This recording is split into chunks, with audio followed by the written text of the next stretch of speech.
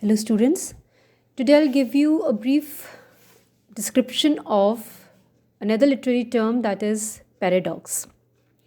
A paradox is a statement that contradicts itself. A paradox is a figure of speech that seems to contradict itself, but which, upon further examination, contains some kernel of truth or reason. Oscar Wilde's famous declaration that life is much too important to be taken seriously is a paradox. At first, it seems contradictory because important things are meant to be taken seriously. But Wilde's paradoxical suggestion is that the more important something is, the more important it is not to take it seriously. The word paradox comes from the Greek word paradoxus, meaning contrary to expectation or strange. The statement less is more is a simple example of paradox. Francis Bacon's saying, the most corrected copies are commonly the least correct, is an earlier literary example of paradox.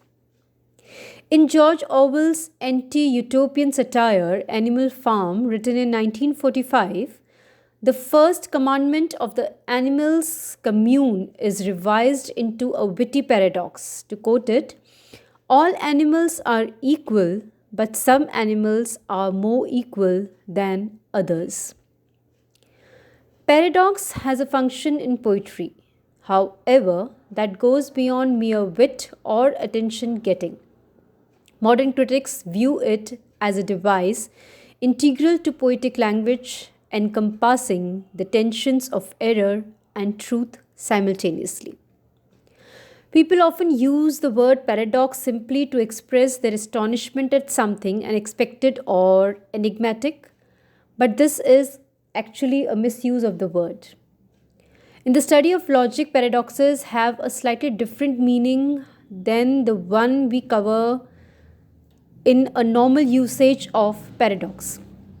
Logical paradoxes are statements that actually do contradict themselves and are therefore unresolvable.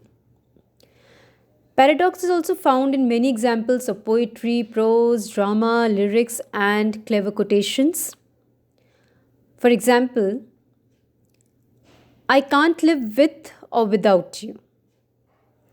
Whatever you do in life will be insignificant, but it is very important that you do it. Men work together, whether they work together or apart. Cowards die many times before their deaths. The valiant never taste of death but once. I know one thing, that I know nothing. So these are a few simple examples of paradox. The special ability of the figure of speech paradox is to simultaneously seem self contradictory and yet also reveal unexpected meaning. It often depends on words that can be interpreted in more than one way. For instance, in Shakespeare's Hamlet, when Hamlet tells his mother, I must be cruel only to be kind. So here, Hamlet is using a paradox to express that his behavior, while it may appear to be cruel, is actually a form of kindness. But that's only if you interpret kindness to include harsh actions that may be better for everyone in the long run. This type of paradox, also called as verbal paradox or literary paradox, is the type which is generally used in literature. In literature, paradox is easily confused with two other figures of speech, that is, antithesis and oxymoron, although there is an underlying difference between the three.